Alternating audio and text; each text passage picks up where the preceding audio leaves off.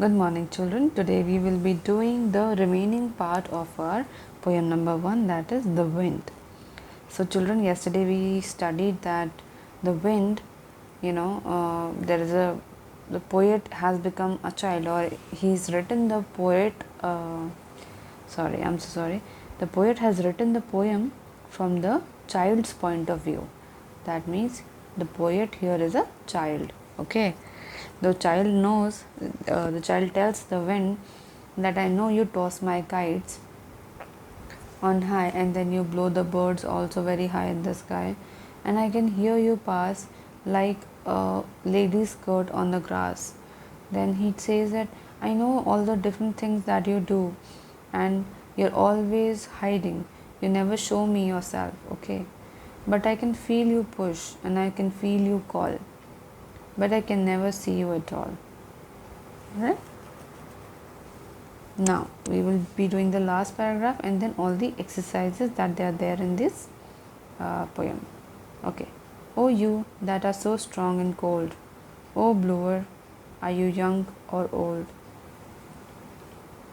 Now see, oh you. Oh, you means oh wind. Sorry.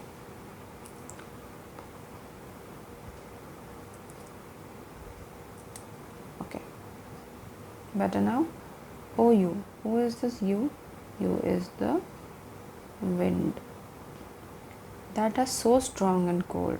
यानी कि वो कह रहा है ओ तुम जो इतने स्ट्रॉन्ग और कोल्ड हो. ओ ब्लोअर, आर यू यंग और ओल्ड. ओ ब्लोअर, यहाँ पे ब्लोअर कौन है? यहाँ पे ब्लोअर भी विंड ही है. वो उससे पूछ रहा है कि O blower, O wind, are you young और are you old? He wants to know. Are you a beast of the field and tree? क्या तुम एक बीस्ट हो? बीस्ट का मतलब एक मॉन्स्टर हो, या फिर मॉन्स्टर के अलावा एक बेटर वर्ड है, दैट इज़ बीस्ट का मतलब होता है बेसिकली एक जानवर जो थोड़ा बड़ा होता है और फिरोशियस होता है, like lions and tigers, they are called beast. Okay, then he wants to know, he saying are you a beast of the field? क्या तुम एक फील्ड के बीस्ट हो और फील्ड एंड ट्री के बीस्ट हो तुम? और just a stronger child than me, या फिर तुम सिर्फ मुझसे ज़्यादा एक स्ट्रॉन्ग चाइल्ड हो?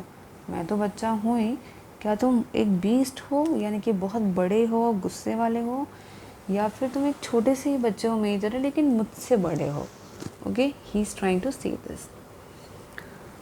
Last two lines. O wind a blowing all day long, O wind that sings so loud a song.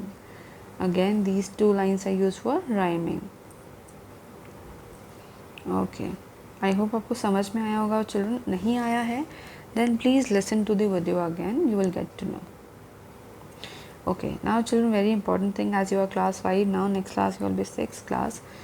दो चीज़ें important आपको पता होनी चाहिए कि पोएम जब भी होती है तो उसमें दो टाइप के क्वेश्चन ज़रूर आते हैं चिल्ड्रन. एक होता है ये वाला जिसमें आपको समरी लिखनी होती है. This is summary. समरी का क्या मतलब होता है? समरी का मतलब होता है कि जो भी आपने पोएम में पढ़ा है आपको उसका मतलब लिखना है अपने वर्ड्स में. अपने वर्ड्स में का क्या मतलब है? अपने वर्ड्स में मीन्स अपनी लैंग्वेज में, कि आपको क्या समझ में आया. You have to write it in your own words. Okay, here in the book they have given a paragraph. See, they have given a paragraph and you have to fill in the blanks of that paragraph. I have already done it for you so that you have an idea कि कैसे करना होता है. Alright, तो देखो, the child poet watches the dash tossed in the sky. What gets tossed in the sky? Kites. The birds flying in the sky, and listen to the sound of the wind like the rustling of lady's skirt. What is rustling?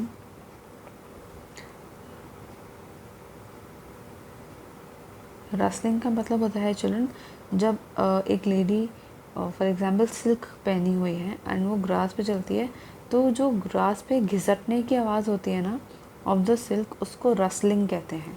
That is a rustling sound. Okay, and for children who are curious, ये जो rustling word है ना, this is not a noun or anything, this is a sound, right? This word describes a sound. adjective हुआ वैसे तो ये, but this word is a sound. इसको, इस टेक्निक को, जो ये टेक्निक यहाँ पे यूज़ करी हुई है पोएट ने, जिसमें कि उसने एक साउंड को वर्ड में लिखा हुआ है, उसको हम कहते हैं ओनोमटोपिया। उसको हम कहते हैं onomatopoeia. Okay, remember this, this is a different word for you, remember this word. Okay, so I have already done this.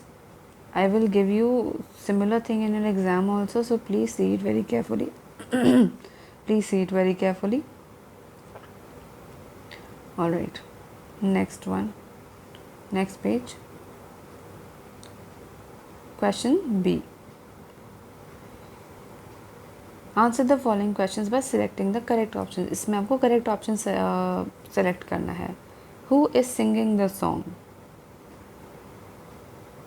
कौन सिंग कर रहा है? A woman, a child, a man or an animal? A child is singing the song. Song means here the poem. The poem is said to be a song here, okay? So a child is doing that. In the last stanza, the wind has been compared to a bird, kite, beast or a strong man. The wind is compared to the beast.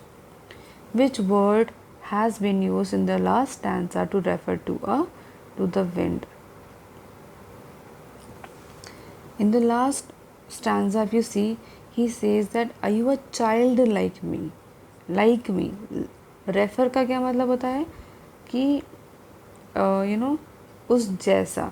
Refer का मतलब होता है जैसे कि you say ना, please refer to ma'am, तो that means please do as ma'am is saying.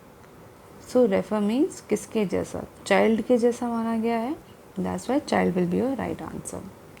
Children, हम इतना ही करने वाले हैं इस poem में. So we have finished our poem here. If any confusion, you can ask me, or if any confusion is there, you can see both the videos one more time and you will understand this poem. Thank you so much, children. If any questions, please do ask. Bye.